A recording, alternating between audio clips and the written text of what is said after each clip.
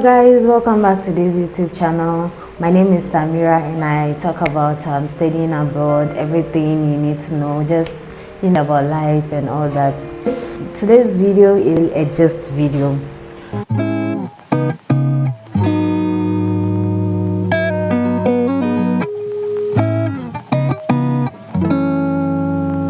What happened to me when I was traveling from Norway to Uganda? I left Norway on the 15th. My flight was on the 15th at 6:35, I think. Yeah, so I got to the airport, checking in. There were just two women checking in. Where where you have to put in they will take your documents and check and give you that printed tickets.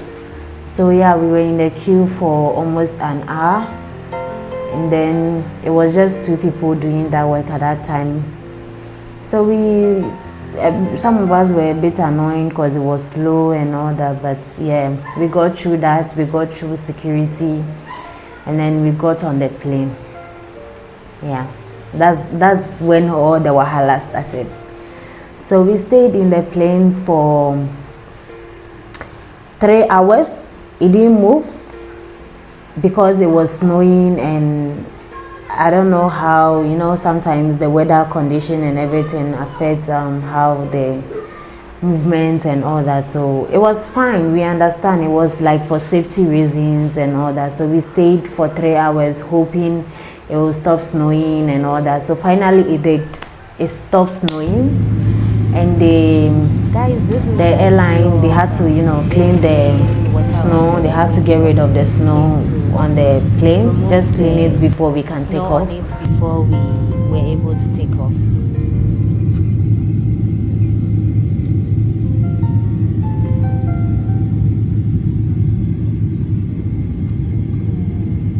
After 3 hours, we finally took off.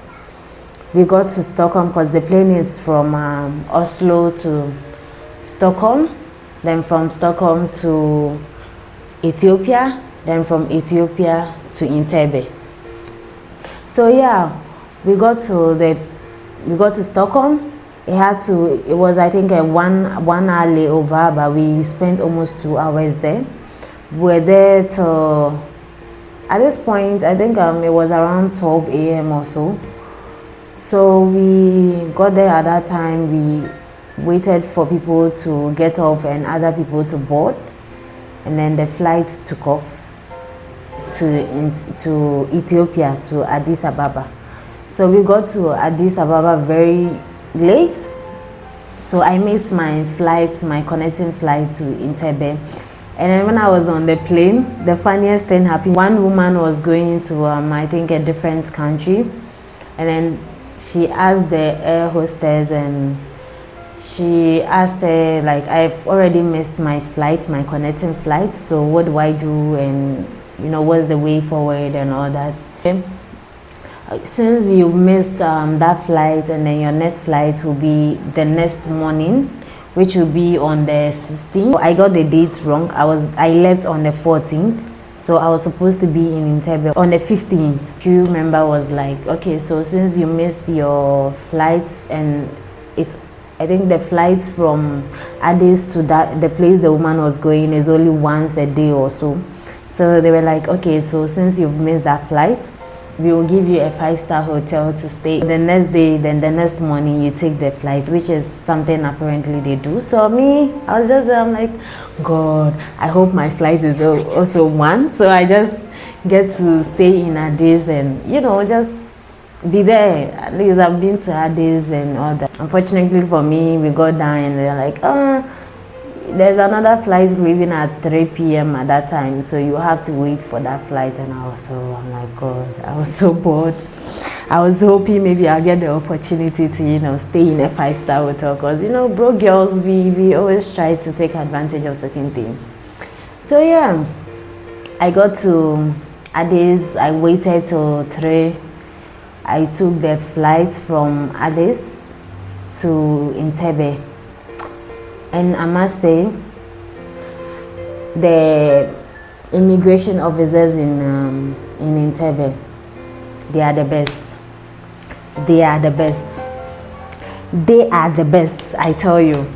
I don't know, when I showed, I have a Ghanaian passport. I showed my passport and they were like, oh, go that way. I went there, the man was all nice. How long will you be in Uganda?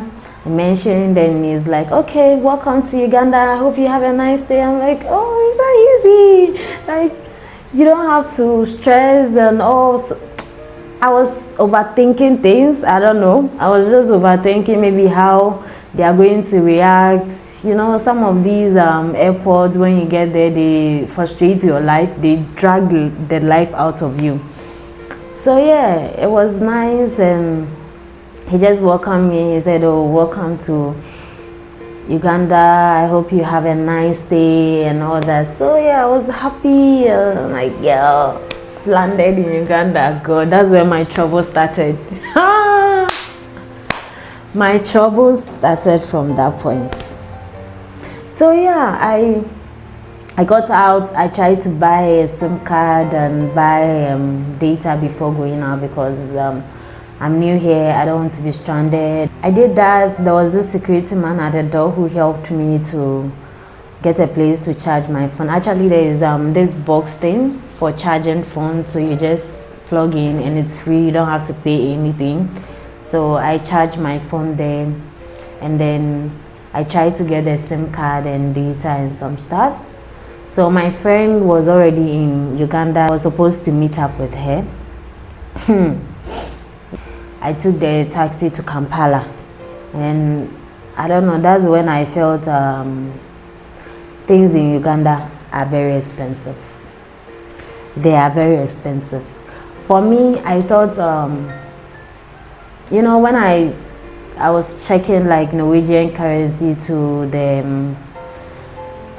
what's it called, to the Ugandan shilling, I felt the money was, I thought it would be something manageable, But then I came and I realized this country is expensive. So yeah, I paid 150,000 for a taxi from Entebbe to Kampala. And then we stayed in this hotel. Okay, I don't know for other hotels, maybe we were looking for the cheaper ones, but the hotel we slept in, I didn't sleep one bit the entire night. I couldn't close my eyes. Noise everywhere. The room smelled terribly.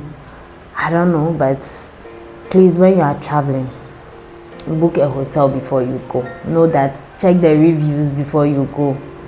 Although there was like breakfast included, the people were all nice and all that, but no.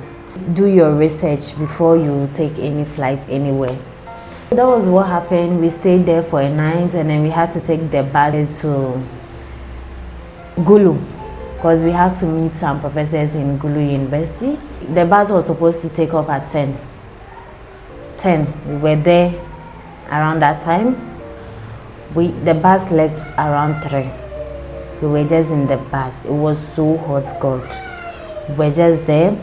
Being in Norway for 1 year, I think we got so used to the Norwegian system where transport is always on time and all that. We got used to that system. We felt it was an easy way. It's like that everywhere. But I forgot I'm a Ghanaian. I come from Ghana. I've seen worse. So yeah, we got on the bus. It was supposed to leave at 10. It left at 3. We were just there chilling. It was hot. Coming from -30 to 35 degrees is like a whole, I don't know. I now understand these rich aunties when they come to Ghana and they're like, oh, this place is hot. Oh, this place is hot. I now understand them, God. We were suffering in the bus. So yeah, we were in for what? I think that was close to 4 hours or so. The bus left at 3. And this is getting too long. Part 2 of the story is coming. Our life, it took a whole different turn. Part 2 of the story is coming. In our next video, watch out. I will narrate the part 2. This is getting too long. The part 2 is coming.